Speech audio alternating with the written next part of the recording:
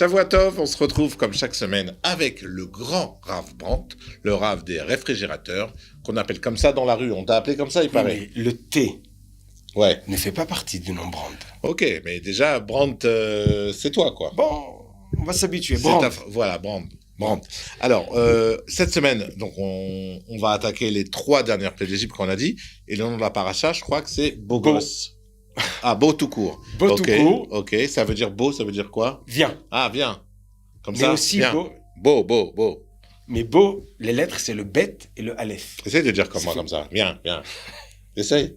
Non, comme ça. Viens. Regarde. Beau, viens. Ah, voilà, tu l'as dit. Deux. Viens. Bet, c'est 2. Aleph, c'est 1. Ça fait 3. Il y a 3 plaies dans la paracha. Ah, beau. Et Vaera, Va-E, c'est Va, Ve, Aleph, ça fait 6 et 1, 7. Mais beau, c'est 2. Bet et Aleph. Bet, c'est 2. Aleph, c'est 1. Ah 2 oui. et 1. 3. Ah, ça, je savais. Donc, les 3 dernières plaies, Ouais. c'est Arbe, Rocher, Simseleno. Makat Simseleno. C'est ce qu'on dit à la fin de chaque play. Hein. Donc, les 3 plaies, Ouais. là, on voit déjà la Mida Keneged Mida.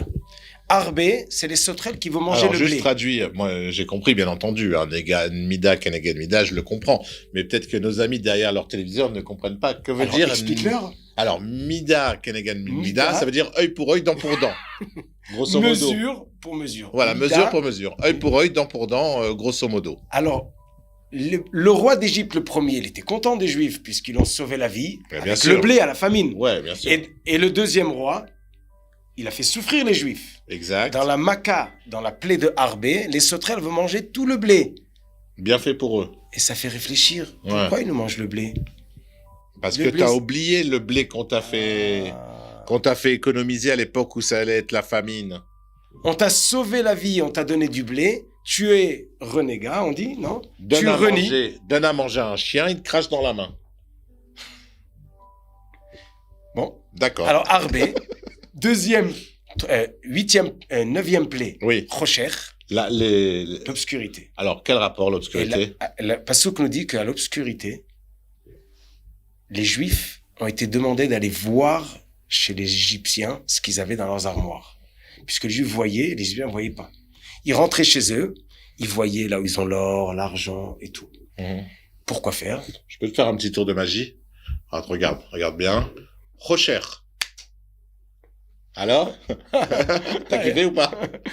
Lumière. Voilà. Non, c'est juste pour... Mais Dieu, il fait mieux. Il Ah fait non, mais... Rocher pour l'Égyptien Je démarre hein, dans la... et lumière Ouais. pour les Juifs. Oui. Ah, ça, j'ai pas su. Ah, faudra qu'on te fasse un... Ouais. Non, nous, on n'est pas des dieux. Venez. Non, Restons. Je m'entraîne, je te dis, juste. Vas-y, excuse-moi. Alors, les Juifs voient ce que les Égyptiens ont. Mhm. Après la Makat Rocher, les Juifs viennent chez les Égyptiens. Nous allons quitter bientôt. Ah bon? Ah oui, là, bientôt nous quittons. Mais vous savez, on veut payer-nous. Il dit pourquoi? Ben, on a travaillé des années. Ah non, mais on n'a pas d'argent, nous. Il dit, mais bien sûr, monsieur, tel tiroir, vous avez des euros. Tel tiroir, il y a de l'or. Tel tiroir, des dollars. Et là, ils ont commencé à donner aux Juifs. Pourquoi? Parce que le peuple voulait déjà qu'ils quittent. C'est Paro qui retenait. Et il y a une histoire connue qui s'est passée il y a quelques années, où il y a un ministre égyptien qui a dit qu'il voulait accuser l'État d'Israël, puisque les Juifs, c'est marqué dans la Bible, des Juifs, que les Juifs sont sortis d'Égypte, ils ont pillé le pays. Donc, ce ministre égyptien, il a demandé, l'État d'Israël, qui représente les Juifs, vous allez payer. Ah, c'est normal. Et là, il y a un député israélien qui a dit une très belle phrase. Si tu te Il bases dit, sur bon, la Torah... Eh ben, on va voir. 400 ans, ou au moins 210 ans, quelques millions de personnes, qu'ils étaient serviteurs, même s'ils sont payés que le SMIC, ça fait une bonne facture. Ouais. Et d'ailleurs, maintenant, c'est moi qui va vous demander ce qui reste. Ouais. Parce que l'or et l'argent qu'ils ont pris en une fois, ça ne revient pas. À payer les 6 millions de travailleurs pendant... Donc, il s'est les dit- 13 millions de travailleurs pendant Donc, des qu'est-ce années. qu'il lui a répondu? Tu sais quoi? Je te demande rien, ne me demande rien, on continue. Ouais. Alors, nous aussi, on quitte. passe à la prochaine Alors, étape. juste une question. Là, tu m'as ouvert une petite question. Est-ce que les Juifs, ils étaient esclaves uniquement pour les travaux difficiles, ou alors dans chaque famille égyptienne, il y avait des Juifs comme il y a eu avec les Noirs en Amérique? Est-ce qu'il y avait aussi de l'esclavage dans les maisons? Je me rappelle pas. Moi non plus, je me rappelle pas. Ça fait pas mal d'années quand même. Ouais, Tu c'est sais, ça. ça fait combien d'années? Non, c'est ça. C'est ça. Ça Non, fait... parce que comme tu as dit, comme les Juifs savaient où il y avait l'argent dans leur tiroir, dans leur truc, j'ai peut-être qu'ils travaillaient chez eux comme esclaves à la maison et donc ils savaient où les propriétaires rangeaient leur... Mais si tu te bases là-dessus, donc ils n'auraient pas besoin de rocher pour aller voir. Ils savaient déjà. pour aller Donc, prendre. si- Ils avaient besoin de Non, non, crochets. non, non, ils n'ont pas pris. Non, Ah, non. c'était pour aller Ils sont voir. partis voir. Et D'accord. après, ils leur ont demandé. Et les Égyptiens disent, mais nous, on n'a rien du tout. On est Et des là, ils leur pauvres. ont dit, vous êtes des mythos, on a tout vu. Voilà. Ah, ok, j'ai compris. Mais pourquoi Dieu a besoin que les Juifs prennent l'or des Égyptiens? C'est toujours pareil, c'est ce sentiment qu'ils ont de rétablir la justice. On leur a donné le blé, on a sauvé le pays, hop, il a envoyé les sauterelles pour leur montrer la justice. Ah, comme ça, vous nous traitez avec ce qu'on a fait pour vous. Donc là, c'est pareil. Le juif qui a travaillé pendant des années, qui a souffert, il a besoin de lui aller voir ce qu'il y a pour que après il va savoir qu'il va rétablir la justice, il va se venger de ses persécuteurs. C'est vrai. Quand il dit Et c'est ça a vrai, été ça, dit. quand il dit c'est vrai, ça veut dire que c'est pas ça.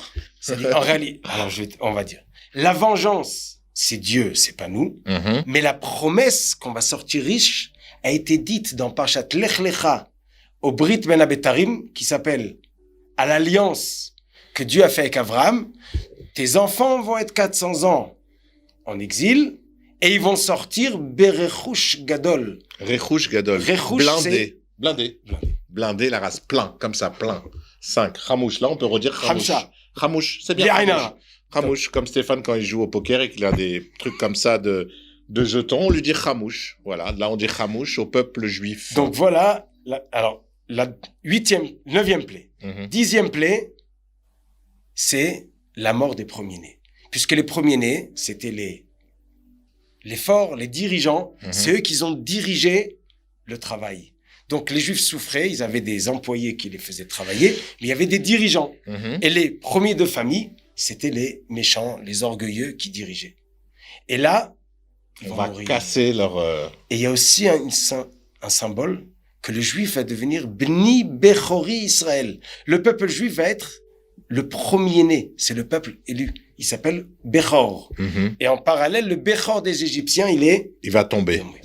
Mais entre l'étape de Choshech Mhm. et l'étape de Makat Bechorot, de la mort des premiers-nés, là, il y a la majorité de la paracha de Bo, elle parle de ça.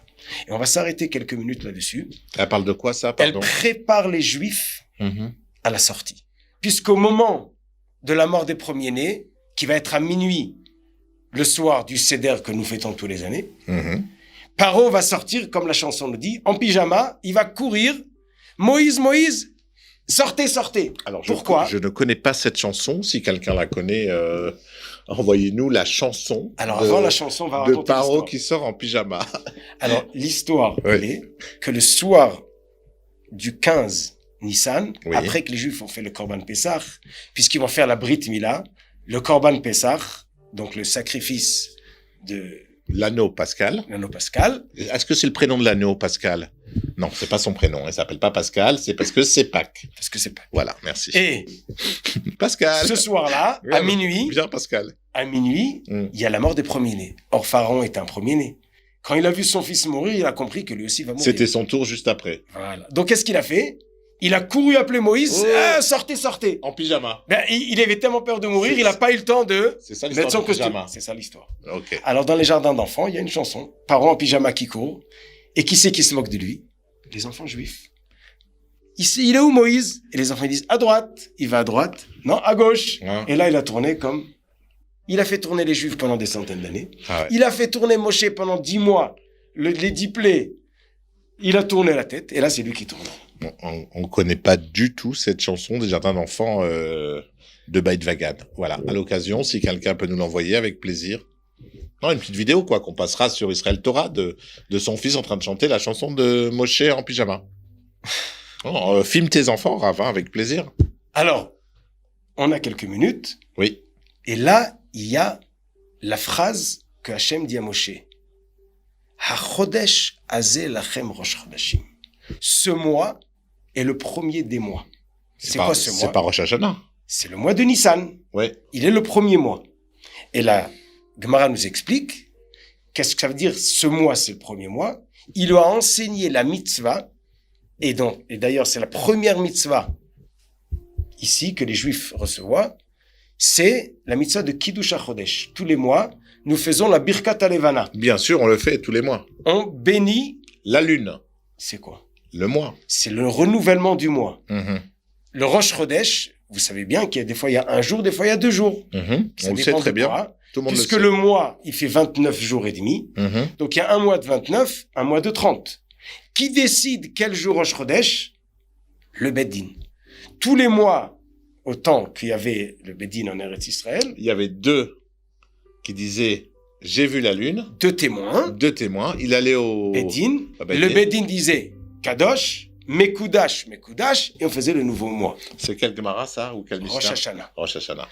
C'est une halakha importante, Mhm. mais notre question, pourquoi, avant même de sortir d'Égypte, Mhm. cette question de Rosh Chodesh est traitée avant Matan Torah, avant qu'on reçoive la Torah au Har Sinaï, avant qu'on sorte d'Égypte, avant même que les Juifs vont faire la Brit Mila et vont amener l'agneau pascal, comme Alors, tu l'appelles, Oui. Bah, je eh l'appelle. ben, on leur apprend Mitzvat Kiddush HaChodesh. Pourquoi? Pourquoi? Alors, pour expliquer ça, nous allons voir une Mishnah Oui. dans Masechet Rosh Hashanah. D'accord. Je suis OK. La Mishnah nous raconte que le Rav, le Gadol Hador, le dirigeant était Rabban Gamliel. Mhm. Ils étaient à Yavne. On parle après la destruction du À côté d'Ashdod. temple. Voilà. C'était après la destruction du deuxième temple. Mhm. Donc on est 1500 ans après l'histoire de la sortie d'Égypte. Le Av Bedin, donc le dirigeant du Bedin, est Rabban Gamliel. Mhm. Et il y a Rabbi Yehoshua et Rabbi Akiva. Rabbi Yehoshua n'est pas d'accord avec Rabban Gamliel sur la question quel jour est Rosh Chodesh. Rabban Gamliel lui dit alors tu viendras le jour de Kippour, donc leur question c'était sur le mois de Tishri. La différence si Rosh Chodesh est aujourd'hui, par exemple, dans 10 jours c'est Kippour. Voilà. C'est-à-dire Kippour, ça Et devait si on tomber bouge d'un jour- mardi ou mercredi. Yehoshua, Rav Gamliel a Rav- dit, disons, que c'est mercredi, et tout le Beddin a dit c'est mardi. Rabbi Yehoshua a dit c'est mardi. Rabban Gamliel dit tu viendras avec ton bâton, ton portefeuille, dans le Kippour, d'après ton compte, tu viendras me voir. Pour être sûr qu'il ne fasse pas Kippour ce jour-là. Et là, Rabbi Yehoshua, il était triste, puisqu'il pensait qu'il avait raison. Et il n'avait pas tort. Oui, Rabban mais- Gamliel s'était trompé. Oui, mais c'est pas grave. La Torah a été donnée aux hommes.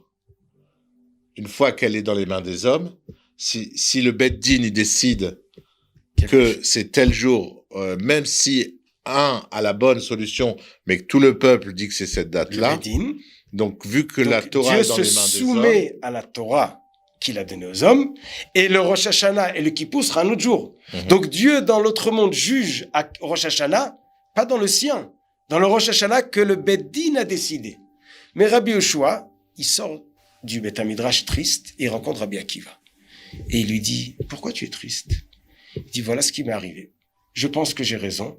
Rabban Gamliel m'oblige à transgresser mon Kippour et de venir. Rabbi Akiva dit, mais ne sois pas triste. Dieu a donné la Torah aux hommes. Et les Moadé Hashem, voilà les fêtes de Dieu. Asher tikreu otam bemoadam, Bémoadam. que vous allez appeler dans leur temps. C'est qui otam? La Torah nous dit atem, sans le vav. C'est vous qui décidez. Les Juifs. Pas chacun à la maison décide de sa date Non. de Kippour. S'il y a un match de foot Liverpool-PSG le jour de Kippour, on va pas décaler Kippour à la maison. Bien entendu, ce qu'on comprend, c'est quand le Beddin Beddin vous décide. dit que c'est cette date, c'est cette date. Non, parce que je les vois venir. Ah, si c'est comme ça, il y avait Liverpool-PSG le soir de Kippour, Mais- on aurait pu changer la date de Kippour. Quel Liverpool. Que nenni, mon ami. Tous les Pardon. Juifs sont J'ai à- juste voulu rétablir une... Mais tous les Juifs sont à la synagogue, le Kippour. Ouais. Sauf 2-3 qui regardaient le match. Alors, Rabbi, et Akiva lui dit, mais tu sais, si tu crois pas en Rabban Gamliel, même Moshe Rabbeinu, comment tu vas le croire? Dieu a dit, croyez à Moshe, il vous donne la Torah. Depuis Moshe Rabbeinu jusqu'à Rabban Gamliel, et jusqu'à aujourd'hui, les Chachamim décident, Et Akadosh Baruch Hu fait par rapport à ce qu'il décide. Et avant de sortir d'Égypte, il fallait qu'on sache que Dieu existe, que Dieu gère le monde, que Dieu donne la récompense et la punition, mais que Dieu a transmis le monde à des dirigeants vivants qui nous transmettent de génération en génération la Torah et les mitzvot et les takanot, quand on dit takanot, tous les xérot et takanot, tout ce que les chachamim ont ajouté, Les décisions. les décisions de nos sages, le long des générations. Ok. Et ça, il fallait le savoir avant de sortir d'Égypte. Comment, tout ce qu'on nous a transmis à Matan Torah, il y a la Torah chez Birtav, et il y aura la Torah chez Baal Pé. C'est la Torah écrite et la Torah orale. Et Baruch Hashem, la promesse de Dieu, depuis ce moment jusqu'à aujourd'hui, on a gardé notre croyance en Dieu et notre émouna dans nos sages.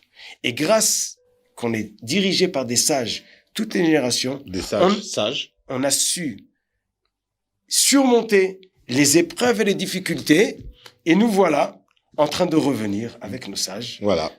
Baruch Hashem, vers Eretz Israël, vers peut-être la dernière Géoula, Bimera Beyamenu. Alors, on remercie notre sage qui est présent aujourd'hui et on se dit Shabbat Shalom et à la semaine prochaine. Bezrat Hashem.